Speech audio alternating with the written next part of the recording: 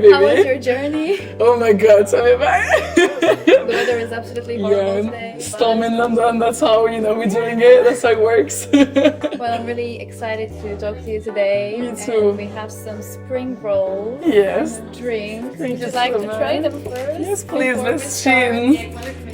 Are we doing that? Okay, Alright. do we do that? Then we do, okay? Chin. Chin.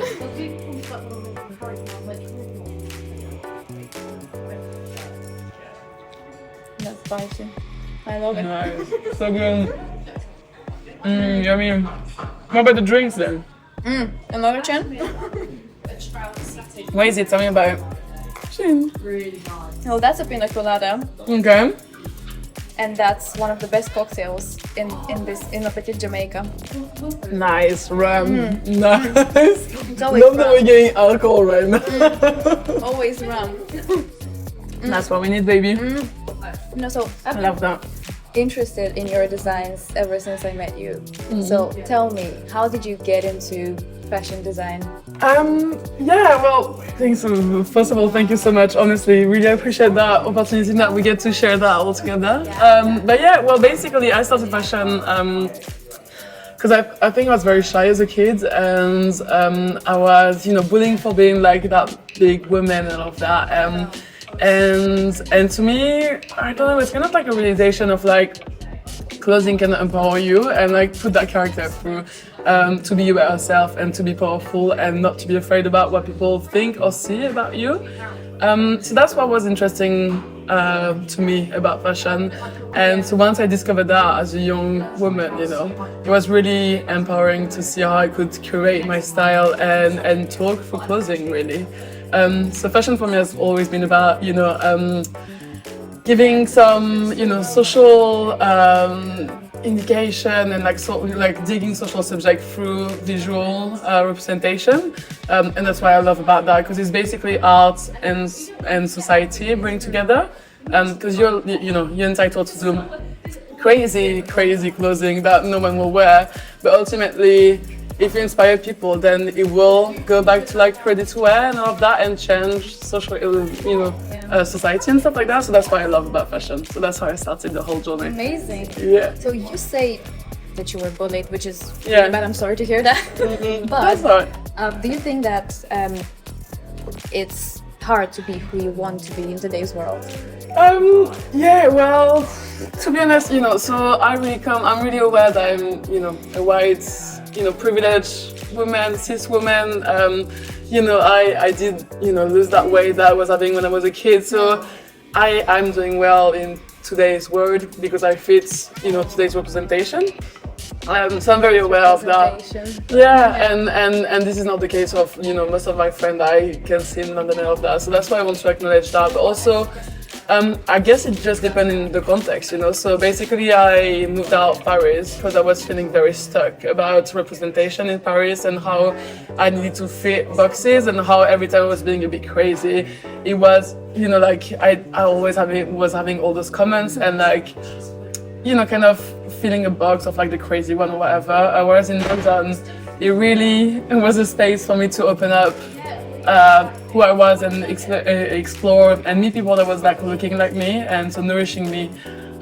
So I really enjoyed that. So yeah, no, in London I really feel like a fish in the sea and I feel completely entitled to be myself and that's really cool. Whenever I go back home it's a different story, but same, we're talking about Paris, right? So it's alright. I understand. Yeah. I feel the same. You have your own label. Yes. What encouraged you to start No One Collection?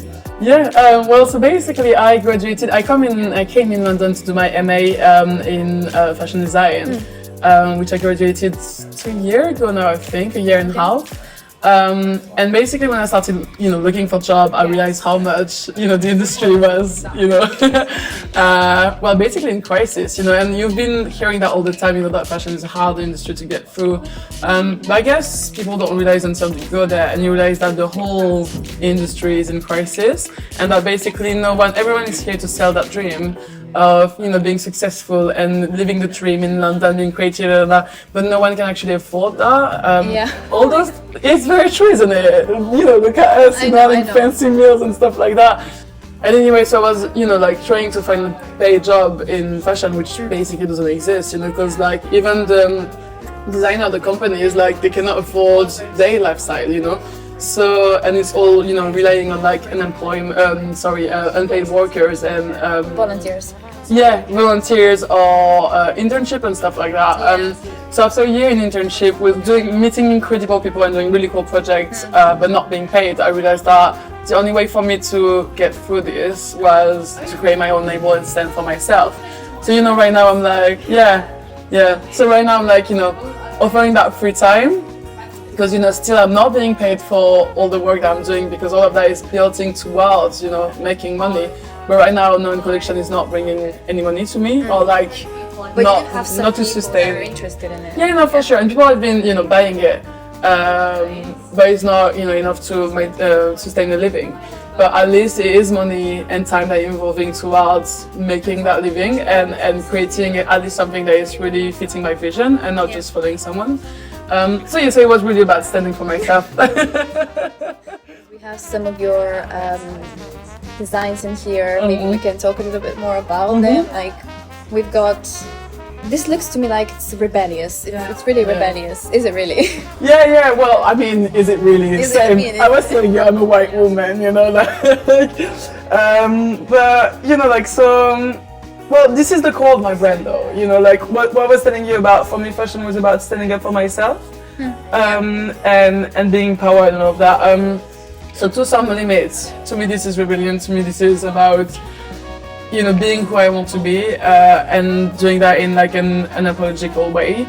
So basically, that thing. So that was a balaclava that I created in a performance in Oxford Street about craftivism and empowerment. So yeah, kind of rebellious, okay. I guess. And do you wear it? So basically that was the beginning of the whole No One Collection thingy. Oh really? Yeah. So no, I don't worry, but it was more of like Pussy Riots. Yeah. Kind of act of creating that empowered woman that I am. So it was like that mask of like I could wear. I love that. When I would perform and stuff like that. So yeah, so it was just like an empowering pieces, basically. Nice. I love this one. It's like my favorite. Really? The corset? I love the corset. I love the colors. Well, what is this? Is it like latex or? So the latex are the gloves are made in latex, and this one is from an old tapestry that I created in the north of France. So they come from France. Yeah, that one. Yeah, that one is old school, and you can see here the red that I've been. I don't know how you say that in English, but escaping from what's supposed to be. Yeah, exactly. Yeah, because it's like an old It's like an old fabric. Yeah. So like it's been aging basically, and that's what I love about that. Oh, okay. It looks kind of vintage. It is, yeah. It is very vintage, and there is like only a few other pieces that will be made through that fabric, and then I will have to create something else. So yeah, most of my work and collection are like either upcycling or recycling, or using trying to use vegan or like sustainable material, which is the case for latex, or for that for the hats. It's like 100% sustainable wool, biodegradable. Where do you find it? Or is it secret? No, not at all. I mean, this is very basic. This is the Wool and the Gang, and it's just our brand. It's showcasing on the internet, and there is like having that very clear way of sourcing the fabric, the threads. So yeah, I just ordered that one, and same, that one is called Radical Rubber, which is like a basic latex thing that everyone buy from if you need some. What do you work with the most? Which fabric? Which product? I just like to source all bits and bobs and random stuff and just mix and matching them. As you can see, like my style is, as you can see, I mean my style is very much about matching. We're really stuff. Different. I'm here with black and grey, and you're like colorful, and I love this like. It's really good. That's showing for myself. I was telling you. Also, everyone is like just doing their own stuff. But yeah, exactly. And that art, is inspired from the balaclava that I was showing you just before. Okay. Yeah. So basically, I've made that balaclava at the beginning, and then someone else designed with like white threads their balaclava, and then from that one created that bucket hat. That is the first piece that I've been designing for my collection. So that's why it's very special for me. Oh. during lockdown as well, like just a whole story. And that was very much the beginning of the journey. It's a lot more conceptual. What is your message here?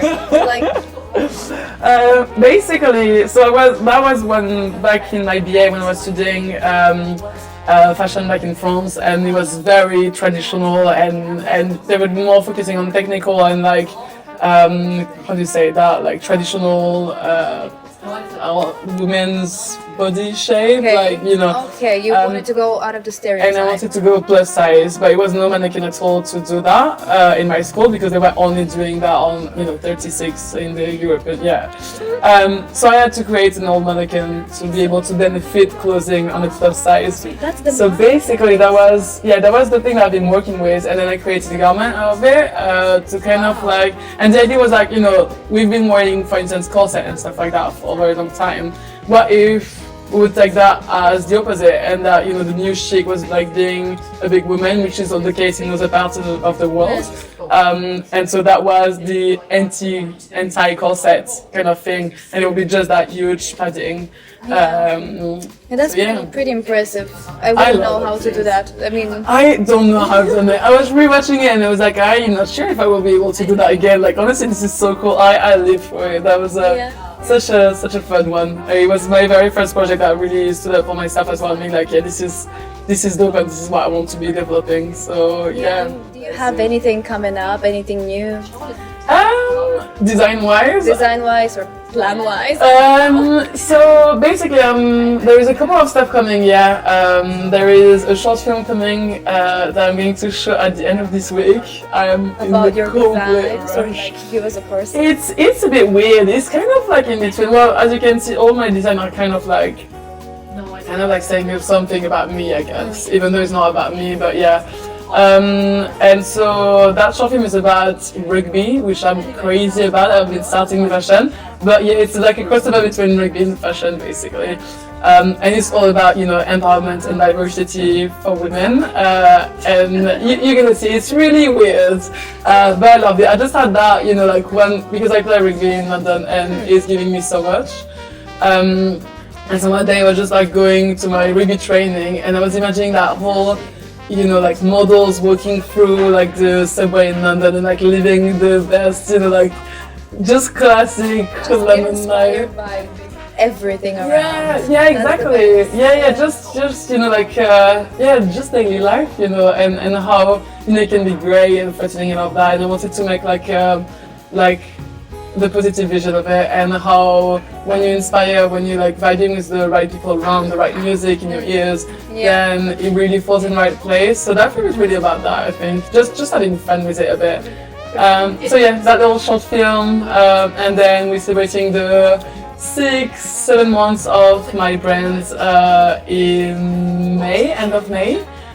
So probably doing like a little party about gratefulness and getting everyone together, just able to celebrate all of that and showcasing the community and being that's it. And then there is like a little lab as well that we're creating with my housemates and collaborators, because we're living in the creative warehouses in Manor House, so it's really inspiring space as well.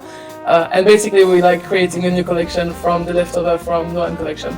And so that is what is going on design-wise. So quite a lot of stuff. That's a lot. I don't know how you managed to keep yourself organized. I'm not. You're not. I was putting in late.